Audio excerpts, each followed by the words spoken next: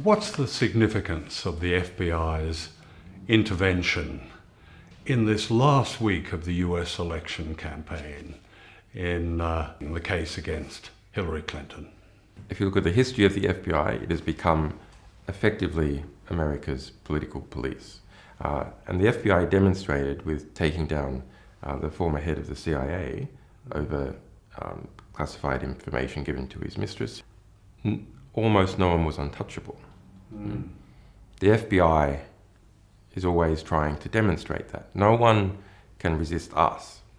But Hillary Clinton very conspicuously resisted the FBI's investigation.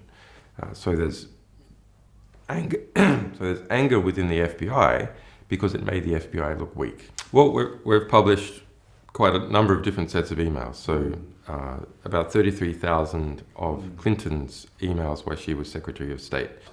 They come from a batch of just over 60,000 emails. In that 60,000 emails, Clinton has kept about half, 30,000, to herself, and we've published about half. And then there's the Podesta emails we've been publishing. Podesta is Hillary Clinton's primary campaign manager. So there's a thread that runs through all these emails. There is quite a lot of pay for play, as they call it, giving access in exchange for money for many different states, individuals and corporations, combined with the cover-up of the Hillary Clinton emails while she was Secretary of State, has led to an environment where the pressure on the FBI increases. I mean, the Clinton campaign has said that Russia is behind all of this. It says that Russia has manipulated the campaign and is the source for WikiLeaks and its emails. The Clinton camp has been able to project a kind of neo-McCarthyist hysteria that Russia is responsible for everything. Hillary Clinton stated multiple times, falsely, that 17 US intelligence agencies had assessed that Russia was the source of our publications. Okay. That's false. We can say that the Russian government is not the source, yes. WikiLeaks has been publishing for 10 years. In that 10 years, we've published 10 million documents, several thousand individual publications, several thousand different sources. And we have never got it wrong. All the emails that give evidence of access for money and how Hillary Clinton herself benefited from this and how she is benefiting politically are quite extraordinary. I'm thinking of where the Qatari representative was given 5 minutes with Bill Clinton for $1 million check, and many other examples. Can you 12 million from Morocco. 12 million from Morocco. For Hillary Clinton to attend. In terms of the foreign policy of the United States, that's where, for me anyway, where the emails are most revealing, where they show the direct connection between Hillary Clinton and the foundation of jihadism of ISIL in the Middle East. Can you talk something about that? How the emails demonstrate this connection between those who are meant to be fighting the jihadists, ISIL, are actually those who have helped create it. There's an early 2014 email from Hillary Clinton, so not so long after she left Secretary of State, to her campaign manager, John Podesta. That email, it states that ISIS, is funded by Saudi Arabia and Qatar, the governments of Saudi Arabia and Qatar. Now, this is I think this is the most significant email in the whole collection. And perhaps because Saudi and Qatari money is spread all over the place, including into many media institutions. All serious analysts know, even the US government has mentioned or agreed with that some Saudi figures have been supporting ISIS, funding ISIS. But the dodge has always been that's it's just some rogue princes using their cut of the oil money to do whatever they like, but actually the government disapproves.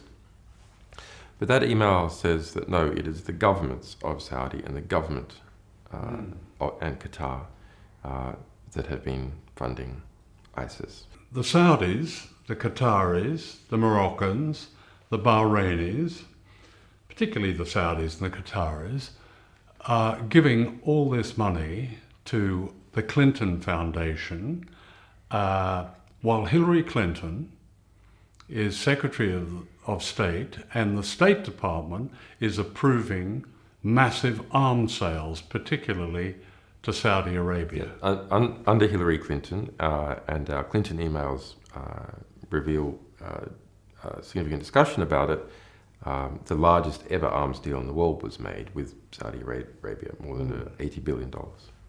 In fact, during her tenure as Secretary of State, total arms exports from the United States in terms of their dollar value doubled. And of course, the consequence of that is that this notorious terrorist jihadist group called ISIL or ISIS is created largely with money from the very people who are giving money to the Clinton Foundation. Yes. That's extraordinary. Look, Hillary Clinton's just a person.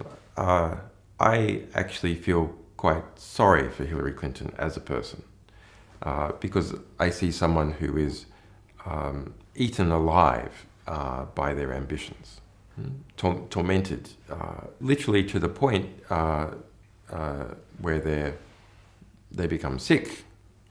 You know, they faint as a result of going on with their ambitions.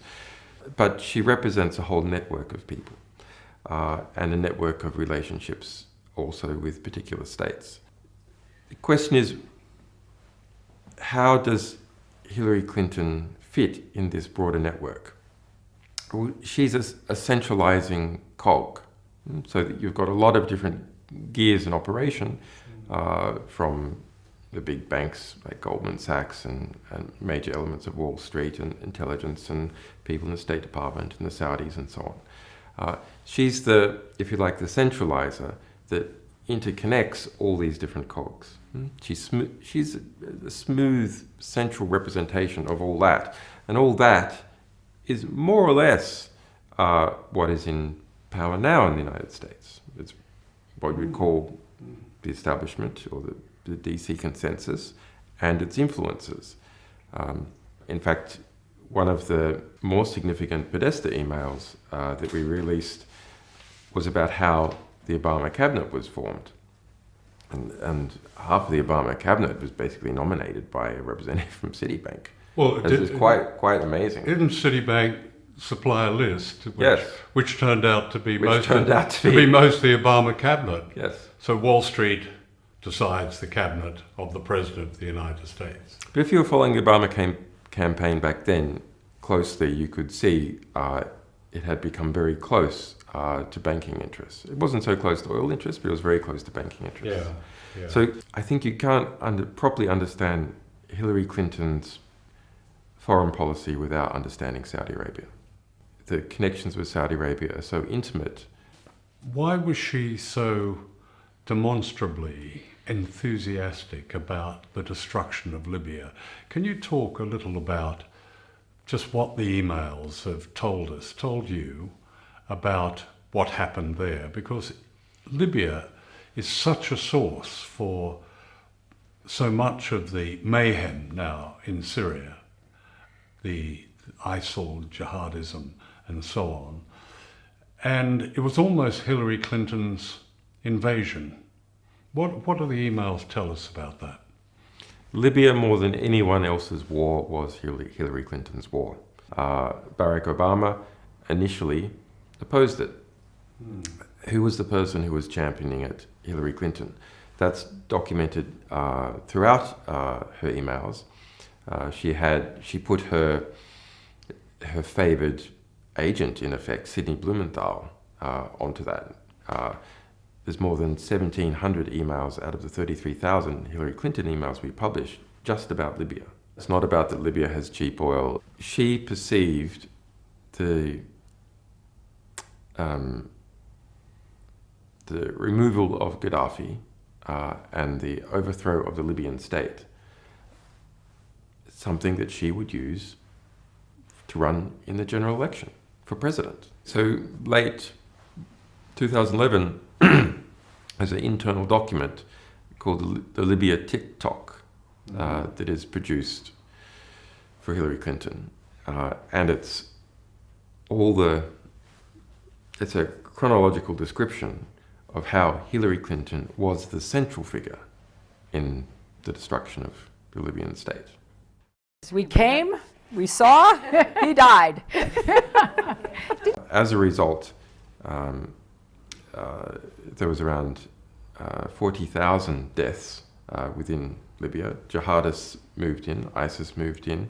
That led to the European refugee and migrant crisis, because not only did you have people fleeing Libya, people then fleeing Syria, destabilization of other African countries as a result of arms flows. The Libyan state itself was no longer able to control movement of people through it. So Libya faces onto the Mediterranean. And so it had been effectively the cork in the bottle of Africa. So all problems, economic problems, civil war in Africa, previously people fleeing those problems didn't end up in Europe because Libya policed the Mediterranean.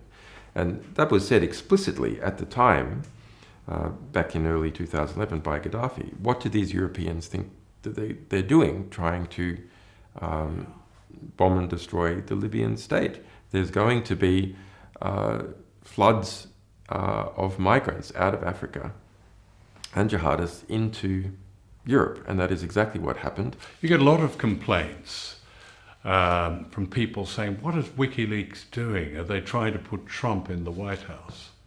My analysis is that Trump would not be permitted to win. Why do I say that? Because he's had every establishment offside. Trump doesn't have one establishment, maybe with the exception of the evangelicals, if you can call them an establishment.